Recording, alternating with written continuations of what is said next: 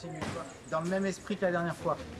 On cherche du relâchement, on cherche à enchaîner, on cherche à rester dans la ligne, à avoir tous les mouvements sans bruit. Dernier conseil de Philippe Gaborio à ses protégés avant l'ascension.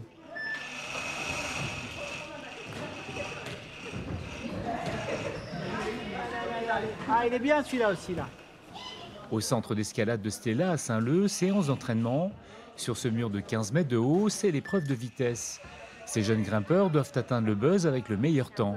Voilà, donc là remettre un petit peu de timing là, sur le droit. Et après un P1, il faut tirer direct, parce que là, j'arrive pas. À 18 ans, Manon est un pur produit de la formation du Pôle Espoir. Elle se confronte désormais aux meilleurs mondiaux de sa discipline. Plusieurs fois championne de France en épreuve de vitesse, en 2022, elle a décroché à Dallas aux États-Unis le titre de championne du monde dans sa spécialité. C'est surtout la recherche du run parfait, je dirais. On a la chance de pouvoir participer à des compétitions à un niveau très élevé, avec de nombreux candidats qui viennent du monde entier et qui ont un niveau assez incroyable. C'est vraiment beaucoup d'entraînement. Il y a des hauts et des bas, il y a des fois où ça ne veut pas, il y a des fois où on a l'impression de régresser. Ça reste quand même une compétition contre nous-mêmes. On cherche à se dépasser et c'est vrai que la confiance en soi, c'est quelque chose de très important qu'il faut réussir à développer, même si ce n'est pas facile. Romain a découvert l'escalade à l'âge de 10 ans. C'est sa mère qui lui a proposé cette activité. Aujourd'hui, médaillé au championnat de France, ce qui le motive dans l'épreuve de vitesse, c'est de faire le meilleur chrono. Mais lorsque la fatigue s'empare de lui, Romain sait se ressourcer. Quand ça devient très dur, c'est vraiment une fois en moi, une fois au ciel, une fois dans l'entraînement. C'est ça qui me maintient quand ça devient dur. Lorsque le doute s'installe et que la motivation diminue, Romain sait qu'il peut compter sur le soutien de Philippe pendant les compétitions et les entraînements. Le pôle espoir d'escalade de La Réunion, l'un des 4 pôles de France, s'est forgé au fil des ans une réputation qui a largement dépassé les frontières de La Réunion. Il a fallu mettre en place une politique ambitieuse de formation, mais aussi se donner les moyens matériels et humains. On est parti de rien, on n'avait aucune structure, donc c'était les sites naturels qui ont permis de lancer, en fait, d'amorcer la pompe. Et puis ça, très vite, on a eu des championnes et des champions qui ont émergé de façon assez fortuite. Ça a permis au club de se développer, d'avoir des ambitions. La Ligue aussi a eu une politique bienveillante pour développer le haut niveau. Et avec l'aide des collectivités, on a pu, grâce aussi à la compréhension des parents, parce que c'est tout un chemin de croix d'aller vers le haut niveau, et bien de pouvoir aller chercher une base de champions qui maintenant rayonne dans plusieurs disciplines et quasi tous les ans qui ramènent des médailles pour la France. Aujourd'hui, le pôle espoir compte 10 licenciés de 14 à 18 ans. Pour atteindre le niveau international, pas de secret, ces jeunes escaladent murs et blocs toutes les semaines à raison de 18 heures minimum.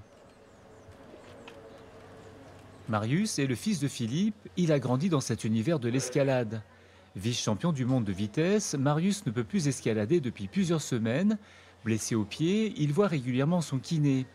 Ses rêves de médailles olympiques s'envolent.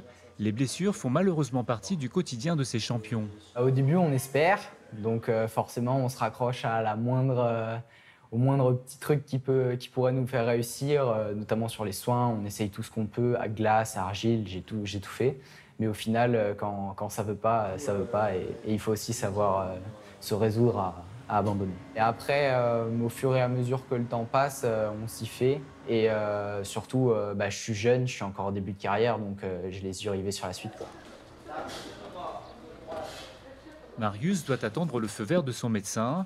Pendant 6 mois, pas d'escalade pour lui. Il peut quand même s'entraîner sur d'autres exercices.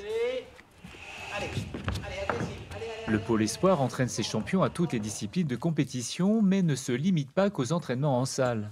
Alors les gars, en forme ce matin, à fond, les ballons, hein. on va attaquer du bloc. Donc après, si de là, tu es suffisamment bien pour envoyer direct sur le plat main gauche, en haut, pourquoi pas. Et après, si ça va pas, faut repasser par l'intermédiaire si tu arrives à foutre. Dans les hauteurs de Saint-Leu, Sam et Max ont rendez-vous avec Philippe. Ce matin, au programme, séance d'escalade en site naturel. Concentration et réflexion sont nécessaires avant de se lancer à l'assaut de la paroi.